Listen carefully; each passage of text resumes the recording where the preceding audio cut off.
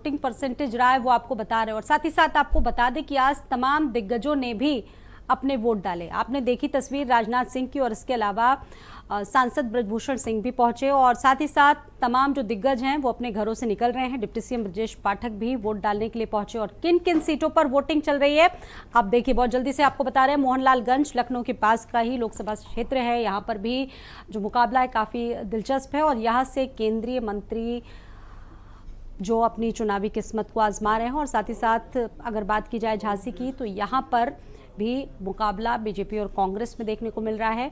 बुंदेलखंड की एक और सीट जिसका जिक्र हमीरपुर में भी जो चीज़ें हैं वो देखने को मिल रही है। बात कौशाम्बी की हो रही है, कौशाम्बी में भी वोट डाले जा रहे हैं। कौशाम्बी से हालांकि तमाम तस्वीरें सामने आई। बात अगर गोंडा की करें तो सुबह 7 बजे से वोटिंग यहां पर चल रही है। कैसरगंज जहां से सांसद ब्रजभूषण जिनका जिक्र किया, और साथ ही साथ रायबरेली में जहां पर राहुल गांधी की प्रतिष्ठा दांव पर लगी है। फैजाबाद सीट, यहां पर अयोध्या को लेकर वोटर्स का क्या मिजाज है ये देखने वाली बात होगी। एक वरिष्ठ पैनल हमारे साथ मौजूद है, तमाम खास मेहमान जुड़े हैं जिन पर हम चर्चा करेंगे। और साथ ही साथ लखनऊ की अगर बात करें तो यहाँ पर समाजवादी पार्टी और बीजेपी के बीच कड़ा मुकाबला है, और 13 सीटें जो जिनकी बात करें तो लगातार वहां पर बीजेपी ने अपना कब्जा 2019 में बरकरार रखा है। सिर्फ एक सीट अगर रायबरेली की बात करें तो वहां पर कांग्रेस ने 2019 में एक बड़ी जीत हासिल की थी।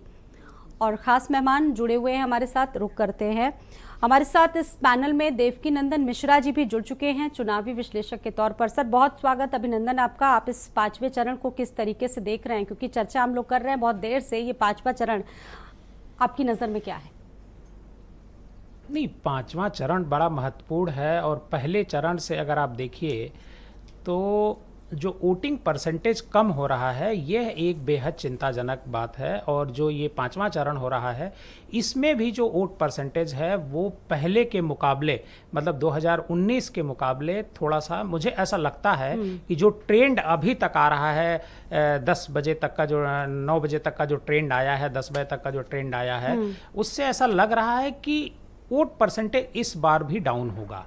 ये एक बड़ी प्रॉब्लम है, और इससे कोई तस्वीर साफ नहीं हो रही है। लेकिन 5वां चरण बड़ा महत्वपूर्ण इस वजह से है क्योंकि कई वीआईपी इस बार चुनाव मैदान में हैं। राहुल गांधी रायबरेली से हैं, अमेठी से स्मृति ईरानी हैं, और जो गोंडा है वहाँ से बृजभूषण शरण सिंह के जो बेटे हैं वो चुनाव मैदान में हैं। तो राजनाथ सिंह लखनऊ, जहाँ हम लोग बैठे हुए हैं, लखनऊ से चुनाव लड़ रहे हैं।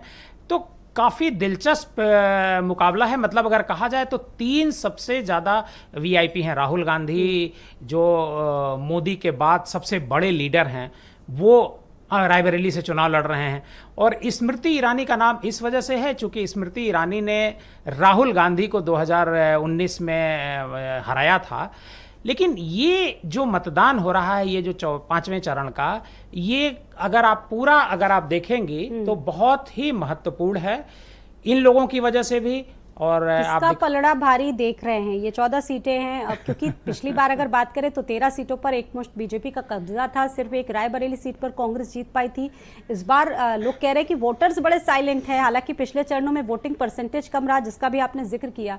कौन मजबूती में दिख रहा है, कहाँ पर कड़ी लड़ाई दिख रही है आपके? देखिए क्या है कि वैसे तो अगर कहा जाए तो पूरे उत्तर प्रदेश को अगर आप देखिए तो 4-5 सीटों को अगर आप छोड़ दें, मैं आगे के चरण की बात करूंगा, नरेंद्र मोदी जी की, राजनाथ सिंह की, राहुल गांधी की, अखिलेश यादव की और डिम्पल यादव की, अगर इन 5 सीटों को छोड़ दीजिए आप, तो कोई ऐसी सीट नहीं है जिस सीट पर लड़ाई नहीं है। क्योंकि ये 2019 का चुनाव नहीं है, ये 2024 का चुनाव है, और वोटर एकदम चुप है। वोटर जब कभी भी चुप होता है तो वो क्या कमाल करेगा ये पता नहीं चलता है। ये बड़ी महत्वपूर्ण बात है, इस पर कोई फोकस नहीं कर पा रहा है जो राजनीतिक दल हैं। आप सोचिए कि कल जो फूलपुर में एक जो राहुल गांधी और अखिलेश यादव की रैली थी, उस रैली को देख करके तो ऐसा लगता है कि कितना बड़ा इंडिया के फेवर में तूफान नजर आ रहा है। हो सकता है कि कई बार ऐसा होता है कि वो जो भीड़ दिखती है वोट में कन्वर्ट नहीं होती, ये भी एक बात है। लेकिन जो बाकी लोगों की रैलियां हो रही, जो सत्ता पक्ष की रैलियां जी। होती हैं, उसमें लोग बुलाए जाते हैं, और जो विपक्ष की जो रैली होती है उसमें कोई बुलाया भीड़ नहीं जाता इतनी है। थी कि वहां अफरा तफरी मच गई और राहुल गांधी और अखिलेश यादव को वहां से जाना पड़ा। नहीं, काफी अफरा तफरी मच गई वहां नहीं, पर। जी। मैं आपको रोकूंगा यहाँ पर। वो गए नहीं, दरअसल वहां पर अफरा तफरी क्यों मची? अफरा तफरी इस वजह से मची क्योंकि माइक का जो तार था वो टूट गया, इसकी वजह से वॉइस पब्लिक तक नहीं पहुंच रही थी, तो पब्लिक में अफरा तफरी मची।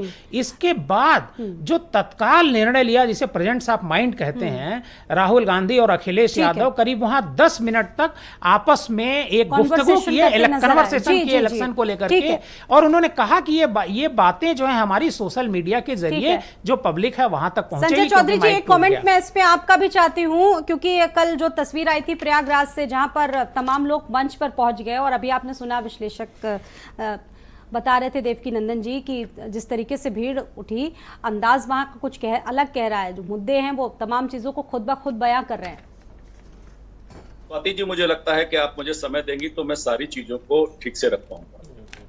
मैं शुरू करता हूं 2014 से। सर, बहुत लंबा समय मत लीजिएगा, सभी की बात आना बहुत इंपॉर्टेंट है ना। सब लोग अपनी संक्षिप्त बात करिए जी। आप मुझे नहीं सर, आप बोलिए, आपको समय है, लेकिन अभी आप जी जी जी स्वाति जी, आपको जब लगे कि आप मुझे ऐसा समय दे पाएंगी ताकि मैं उत्तर दे पाऊं, तब मुझे आप चर्चा में ठीक है, आप अपनी बात कंप्लीट कीजिए। देखिए, राजनीतिक विश्लेषक की मैं आपको बात बताऊं, 2014 में जब नरेंद्र मोदी ने कहा कि हम 273 क्रॉस करेंगे, तब सारे राजनीतिक विश्लेषक कहते थे कि जब अटल बिहारी वाजपेयी जैसे बड़े नेता को बहुमत नहीं मिल पाया तो भारतीय जनता पार्टी को कैसे बहुमत मिलेगा। लेकिन भारतीय जनता पार्टी ने 273 क्रॉस किया। 2019 में सब कहते थे कि अब तो भारतीय जनता पार्टी सैचुरेट हो चुकी है, नरेंद्र मोदी दोबारा देश के प्रधानमंत्री नहीं बन पाएंगे, क्योंकि भाजपा सभी जगह सैचुरेट हो गई, तो उससे नीचे आना तय है। 2019 के चुनाव में कहते थे कि भाजपा के खिलाफ इतना बड़ा सामाजिक गठबंधन बना है, जिसने 1993 में राम जन्मभूमि के चुनाव के समय सपा और बसपा मिली थी, तो भारतीय जनता पार्टी बहुमत उत्तर प्रदेश में ही नहीं पा पाई थी, तो उत्तर प्रदेश में तो भाजपा 5-10 सीट पाएगी। ये 2019 में चुनाव के विश्लेषक घूम घूम के कहा करते थे। और हमने देखा है कि अभी इससे पहले भी नहीं बुलवाया गया, बाकी लोग विधानसभा का चुनाव हुआ, ठीक है, सारे कहते थे कि मुझे लगता है आपकी बात संजय जी अब कंप्लीट हो गई होगी। कुछ और लोगों का भी रुख कर लेते, आऊंगी आपके पास, अभी चर्चा लंबी है। ठीक है, आऊंगी मैं आपके पास। देखिए, सिर्फ एक व्यक्ति को नहीं, मुझे सबको मौका देना है। ये फिर भेदभाव के आरोप मुझ पर लग जाते हैं। मैं अपने ऊपर नहीं लूंगी, आप जुड़ते हैं चर्चा में, हर बार जुड़ते हैं, और आपको मैं मौका भी देती हूँ, सभी को मौका देती हूँ। ठीक है, जरा रोहन सिंह जी और राघवेंद्र जी, सुधीर जी, सबकी बात आनी चाहिए ना भाई, सभी का चुनाव बराबर है। आप भी हमारे लिए वरिष्ठ हैं तो वो भी वरिष्ठ हैं। ठीक है, रोहन सिंह जी, आप क्या कहना चाहेंगे इस पर, और सुधीर जी आप इस पर क्या कहना चाहेंगे? आपसे भी दरख्वास्त है कि कम शब्दों में आप लोग अपनी बात रखिए, लेकिन 5 मिनट उनसे बुलवाया, कम से कम 2 मिनट बोलने का मौका दीजिए। जी, बात ये होती है कि Bharatiya Janata party ostrich syndrome की ग्रसित है। वो कौन से सिंड्रोम से ग्रसित है? ऑस्ट्रिच सिंड्रोम होता है, इसमें रेत में सर गाड़ लेता है शुतुरमुर्ग जी। तो ये लोगों को सामने जो सामने जाहिर है, जो सबको दिख रहा है, वो इनको दिखता नहीं। एक बात चौधरी जी अभी बताता हूँ, दूसरे को भी बताता हूँ। ये गलत बात है संजय जी, ये गलत बात है। हम पूरा टोकेंगे फिर 1 घंटा आपको। अरे संजय भैया, पूरा टोकूंगा 1 घंटा, पूरा डिबेट करने नहीं दूंगा। अरे मैं वकील हूँ, आप जान लीजिए, आप मैं बता रहा हूँ, सुनिए तो आगे। आपने बोला ना कि जो मतदाता पर्ची बांटी जाती है उसमें सिंबल और कैंडिडेट का नाम लिखना जायज है। आपको शायद जानकारी नहीं होगी, आप चुनावी प्रक्रिया से जुड़े हुए नहीं है। जो बस्ता लगाया जाता है कैंडिडेट का, जहां पर पर्ची बनती है, चाहे येलो पर्ची देता है, उन किसी भी पर्चियों पे किसी पे सिंबल किसी पार्टी का। अरे आप हमसे सुनिए तो पहले, हमारा काम यही है। आप टीवी पे, अरे हमारा काम यही है, आप हमको मत बताइए ना, सुनिए पहले। जो पर्ची दी जाती है, चाहे बीएलओ बांटे, चाहे आपका बस्ते पे आपका आदमी कार्यकर्ता बांटे, उसमें किसी पर सिंबल नहीं लग सकता, किसी पे कैंडिडेट का नाम लिखा नहीं जा सकता। चुनाव से सुनिए तो पहले, आपने गलत बयानी की है इसलिए बोल रहा हूँ, नहीं तो बोलता नहीं। ये अपेक्षा करी जाती है कि आप भारतीय जनता पार्टी का पक्ष रख रहे हैं तो आपको इतनी बेसिक नॉलेज होगी।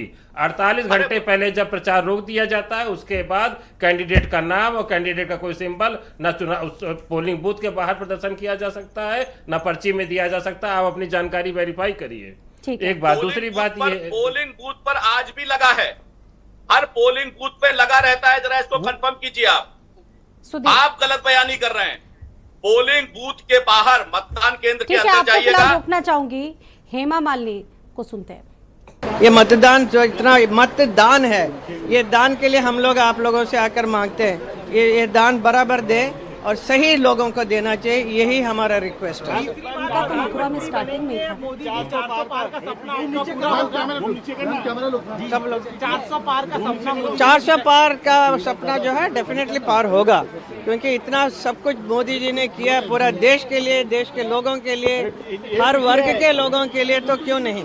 तो लोग प्रभावित है मोदी जी से, और मोदी जी भी खुद पर्सनली कितना मेहनत भी वो भी कर रहे हैं ना। ऐसे कोई प्रधानमंत्री आज तक नहीं देखा जो इलेक्शन के टाइम पे इतना वर्कआउट कर रहा है। ईशा जी आप भी मतदान करना है, पहले तो आप आम जनता से क्या अपील करेंगे? पहले यही कहूंगी सबसे कि जरूर हमारा हक है, बाहर आइए, वोट कीजिए, क्योंकि अगर आप वोट नहीं करते हो और बाद में कहते हो कि सही नहीं हुआ या सही हुआ, तो ये आप पर है। एक एक वोट मायने रखता है और आपका हक है, तो जरूर आज का दिन निकल के आके वोट कीजिए। विकसित भारत का सपना प्रधानमंत्री मोदी जी ने दिखाया, आपको लग रहा है कि ये समय है इस सारे सपने में सारे लोग शामिल? जी, उन्होंने जितना किया है हमें सबको दिख रहा है, वो बहुत कुछ कर रहे हैं और अच्छे से कर रहे हैं, और उनका जो ध्यान हमारे भविष्य के जनरेशन्स पर है, वो बहुत ही खास बात है उनके बारे में। और not just in India, internationally भी हमारा देश को वो बहुत अच्छी तरीके से बढ़ा रहे हैं। आज मतदान का दिन ज्यादा से ज्यादा संख्या आ रही है, हमें दिख रहा है, काफी लोग आ रहे हैं ना। हाँ, आ रहे हैं। बहुत से लोग घूमने निकल जाते हैं, वोट नहीं कर पाते। अरे यार आज क्या कहेंगे? हेमा जी 400 पार का नारा है मोदी जी का, क्या ये सफल होगा? हाँ, सफल होगा। हेमा जी चलो। तो हेमा मालिनी और ऐसा देओल, इस वक्त आप सुना आपने, और लगातार उन्होंने जनता से अपील भी की कि लोग अपने घरों से निकले और वोट जरूर डालें। इस वक्त मैं रुक करूंगी सुधीर पवार जी का। सुधीर पवार जी, आप अपनी बात कंप्लीट कीजिए। नहीं, हमारी जो भी शिकायतें आ रही इस समय चुनाव के मामले में, चाहे वो बांदा की बात हो या यहाँ पर आपने कौशाम्बी का दिखाया था कि किस तरीके से गांव के लोग बहिष्कार किए हुए, एसडीएम जो है वो पर्ची बांट रहे प्रत्याशी के लगे हुए, और उधर सुप्रीम कोर्ट में चल रहा कि चुनाव आयोग के पास संख्या ही नहीं है। तो ये इस तरीके से चुनाव को प्रभावित करने की कोशिश है, जिसे विपक्ष हमेशा विरोध करता रहा। और अब तो सुप्रीम कोर्ट ने भी कहा कि भले ही हमें रात में बैठना पड़े, लेकिन हम इसमें चुनाव आयोग से पूछेंगे कि आपके पास संख्या कैसे नहीं है। तो ये एक हारे हुए जो सत्ता दल है उसका निशान है। जहाँ तक आप कल की बात कह रहे थे, जो वहाँ पे प्रयागराज और फूलपुर में जिस तरीके से लोग आए, वो अब उसने हवा बदल दी। आज का जो चुनाव है वो उसी के साये में है। सब लोगों ने उसे देखा और सबको ये पता चल गया कि अब मोदी सरकार जाने वाली है। तो अगले जो ये 41 जो हमारी सीट है उत्तर प्रदेश में, इन 3 चरणों में अगले आज को मिला के, उन पे भाजपा को कोई सीट नहीं मिलने वाली। अब आगे एक है जिसे आपके पुराने सहयोगी भी आप लोगों का साथ छोड़कर बीजेपी में चले गए। मैं जिक्र कर रही हूँ मनोज पांडे का, जिनको अखिलेश यादव जी ने धोखेबाज तक मंच से कह दिया। वो उनका साफ आरोप था कि राम मंदिर, दरअसल जब जिस पार्टी के पास जनता नहीं होती उसे नेता ही लेने पड़ते हैं। और हम तो ये कहते ही हैं कि भारतीय जनता पार्टी के पास ईडी है, सीबीआई है, तमाम सत्ता के उपकरण हैं लोगों को अपनी तरफ लाने के लिए।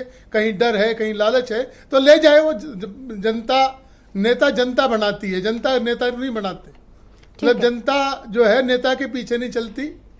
जो ऐसे नेता हैं वो उनके साथ चले गए तो ठीक है, वो उन्हें मुबारक हो।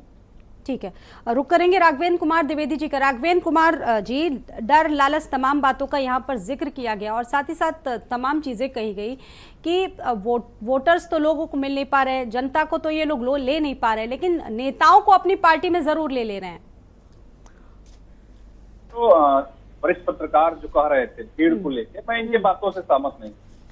मैं 2022 का, बहुत दिन नहीं हुआ, 2022 के चुनाव की मैं याद दिलाता हूँ। जब बुंदेलखंड से अखिलेश जी रथ लेके निकले थे तो लग रहा था कि पूरे उत्तर प्रदेश की जनता अखिलेश जी के रथ के पीछे चल रही, लेकिन वो भीड़, वो लोग वोट में कन्वर्ट नहीं हुए। पूर्वांचल में अगर ओम प्रकाश राजभर जी नहीं रहते साथ में, सुहेल देव भारतीय समाज पार्टी नहीं रहती, तो आज ये संख्या कितनी है इस पश्चिम में ये सब जानते हैं। तो भीड़ को वोट में कन्वर्ट करके देखना ये बेईमानी। और पूरे देश की जनता, उत्तर प्रदेश नहीं, पूरे देश की जनता, पश्चिम से लेके पूरब तक, उत्तर से लेके दक्षिण, मोदी जी के साथ है। और ये तब लहर नहीं बना पाए जब कैलकुलेटर लेके, लैपटॉप लेके गठबंधन किए 2019 में, और उस गठबंधन में जातिगत आंकड़ा लेके, चाहे वो आरएलडी रही हो, बीएसपी रही हो, एसपी, उस समय इनके प्रत्याशी लोग कहते थे कि अरे ये टिकट नहीं है, ये लोकसभा का एंट्री पास है, लेकिन एंट्री पास इनके परिवार के लोग ही नहीं एंट्री कर पाए। इतना रिएक्शन था, और वो रिएक्शन लगातार दिख रहा है। 19 के बाद 24 में भी दिख रहा है, 22 में भी दिखा। 22 में भी विधानसभा की स्थिति जो पश्चिम में, जहाँ ये लगातार जो महोत्सव कराते थे, पता नहीं वो महोत्सव अब विलुप्त हो गया, और लगातार जैसे विद्युत व्यवस्था पूर्वांचल से काट के उधर दी जा रही थी, सड़कें दी जा रही थी, सारी योजनाओं का लाभ उधर दिया जा रहा था, लेकिन उधर के लोग इनको नकारते। ठीक है, डिम्पल यादव जी तक हार जाती है। आप ये लहर समझिए कि बहन जी और बबुआ जब मिलते हैं उसके बाद भी डिम्पल जी हार जाती है। तो आज तो सब अलग अलग लड़ रहा है। तो आप भी तो कभी उनके सहयोगी हुआ करते थे, हालांकि आपने उनका साथ छोड़ दिया राघवेंद्र जी। चलिए रुक करते हैं इस वक्त देवकी नंदन मिश्रा जी का। देवकी नंदन मिश्रा जी, सवाल तो ये है कि इस वक्त भीड़, आप खुद बता रहे हैं कि भीड़ तो सभी की रैलियों में हो रही है, अखिलेश यादव और राहुल गांधी की जनसभा में भी बहुत भीड़ हो रही है, प्रधानमंत्री मोदी की रैली में भी बहुत भीड़ हो रही है। बड़ा सवाल ये है कि ये भीड़ क्या वोटर्स में तब्दील होगी, क्योंकि 2014 में तो लहर थी, इस बार आपको कोई ऐसी लहर दिख रही है? पहली बात तो ये है कि मैं इस चुनाव को 2014 और 2019 के परिप्रेक्ष्य में नहीं देखता हूं। 2014 का चुनाव एकदम अलग था। 2014 में भारतीय जनता पार्टी और जो अन्ना आंदोलन था वो एक बड़ा आंदोलन था। उस आंदोलन से एक ऐसा एटमॉस्फेयर पूरे देश में क्रिएट हो गया था कि पूरे देश में कांग्रेस भ्रष्टाचार कर रही है, जो मतलब जो सत्तारूढ़ पार्टी है यूपीए। एक नैरेटिव सेट हो गया और उस नैरेटिव जो सेट हुआ उसके बाद ये इलेक्शन आ गया। उसमें अरविंद केजरीवाल भी उस समय थे, कांग्रेस के खिलाफ वो खड़े थे, अन्ना हजारे का आंदोलन था। लेकिन पूरे 10 साल गुजर गए, जो भी कांग्रेस पार्टी के पर करप्शन के जो भी आरोप उस समय लगे थे, एक मामले में सजा आज तक नहीं हो पाई, और सरकार भारतीय जनता पार्टी की है। तो लोगों में एक उत्साह था कि एक करप्ट पार्टी को बदलना है। दूसरा एक बड़ा एक मुद्दा था कि नरेंद्र मोदी एक हिंदुत्ववादी चेहरे के रूप में सामने आए। गुजरात के मुख्यमंत्री थे, बहुत सारे, आप सबको पता है गोधरा कांड हुआ गुजरात में, और नरेंद्र मोदी को लेकर के लोगों में एक जिज्ञासा थी कि नरेंद्र मोदी अगर देश के प्रधानमंत्री बनते हैं तो देश की तस्वीर निश्चित बदलेगी और आम लोगों के जीवन में एक बदलाव आएगा, हमारे जैसे लोगों या जो गरीब तबका है। ये लोग मतलब एक बहुत बड़ा एक वायदा किया गया। उस वायदे पर पब्लिक ने भरोसा किया। और आप देखिए 2014 में 2009 में 6% वोट का डिफरेंस है। मतलब लोगों में इतना उत्साह था कि वो मतदान बूथ तक गए और 6% ज्यादा वोटिंग हुई। लेकिन 2019 का जब चुनाव हुआ तो वोटिंग परसेंटेज 0.67% ही केवल बढ़ा। वो क्यों बढ़ा? उस समय तब बढ़ा जब पूरे देश में राष्ट्रवाद की लहर चल रही थी। ये बताया जा रहा था कि भाई पाकिस्तान पर भारत ने एक तरीके से अटैक कर दिया है। तो लोग, जब कभी क्रिकेट मैच होता, आप सबने देखा होगा, तो अगर पाकिस्तान के साथ जो मैच होता है उसमें भारत के लोगों की बड़ी उत्सुकता होती, चाहे वो हिंदू हो या मुसलमान हो। अब की बार भी तो सत्ता दल के नेताओं ने भारत और पाकिस्तान से तुलना कर दी, सत्ता दल की। आपने सुना होगा। स्वाति जी, तुलना करना अलग है, लेकिन एक बात मैं आपको बताऊंगा। 2019 मैंने बताया, 2024 पे आइए। 2024। अच्छा, मुझे ये बताइए, 10 साल से लगातार मोदी जी की सरकार है, अब की बार एंटी इनकम्बेंसी जैसा फैक्टर आप देख पा रहे हैं? ना, बिल्कुल एंटी इनकम्बेंसी है।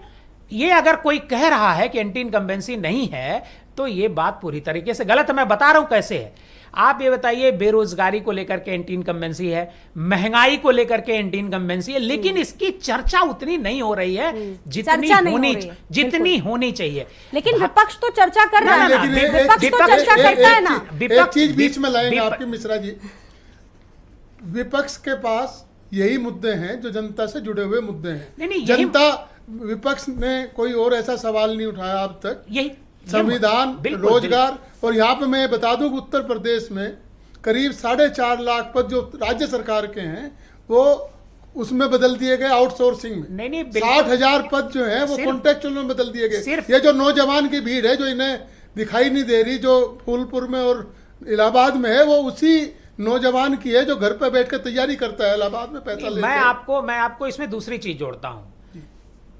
6% वोट 2014 में जो 18 साल के लड़के जो हुआ होगा 14 में उसने वोट डाला होगा। आज 10 साल बाद उसकी उम्र कितनी हो गई होगी? 28 साल हो गया होगा। 18 और 28 में उसके सामने क्या एक समस्या सबसे बड़ी खड़ी होगी? स्वाति जी आप बताइए। रोजगार। 18 से 28 के बीच में जो रोजगार उसके दिमाग में घूमा होगा वो आज जो है इसकी चर्चा कर रहा है। और ये बड़ा मुद्दा है बेरोजगारी। और ये चाहे आप पाकिस्तान की बात करिए, हिंदू मुसलमान की बात करिए, आप देखिए हिंदू मुसलमान तो मुद्दा मैंने ये महसूस किया कि 2019 में भी चला, 2022 में भी चला, 2017 में भी चला। मुद्दों पर ही लोग वोट करते हैं ना, लेकिन इस बार नहीं चल रहा है हिंदू मुसलमान। हाँ, तो मुद्दों पर जनता वोट कर रही है ना। इस बार 2024 में नहीं चल रहा है। देखिए, लेकिन मोदी जी के फेवर में भी बहुत सारी चीजें हैं। मोदी जी के फेवर में है सबसे बड़ा राशन, सबसे बड़ा राशन है, बड़ा गेम लाभार्थी चेंजर वर्ग हो है। सकता है। और मैं आपको एक चीज और बताऊं, जब कभी भी मोदी जी और योगी जी की सभा होती है, मुझे लगता है पूरे देश में ये ट्रेंड चल रहा है जहां भारतीय जनता पार्टी की सरकार है, तो जब कभी भी मीटिंग होती है तो वहां पर जो भीड़ बुलाई जाती है वो कौन लोग होते हैं? वो सारे लाभार्थी बुलाए जाते हैं। लाभार्थी के अलावा कोई नहीं बुलाया जाता। इसके बाद आपकी बारी है रोहन सिंह जी। इस वजह से बुलाया जाता है लाभार्थी को कि लाभार्थी को बार बार याद दिलाया जाए कि देखो भैया तुमने मेरा लाभ लिया है, वोट जरूर देना। स्मृति ईरानी ने कहा ना कि लोग नमक खाते हैं तो वोट देते हैं। लाभार्थियों का एक बड़ा वर्ग है और जो विश्लेषण उनका वो एक बड़ा कह रहे हैं कि गेम चेंजर भी साबित हो सकता है। बताइए। देखिए भैया ने जो बात उठाई है बहुत बढ़िया है बात उठाई। ये बेसिक सोच का अंतर है।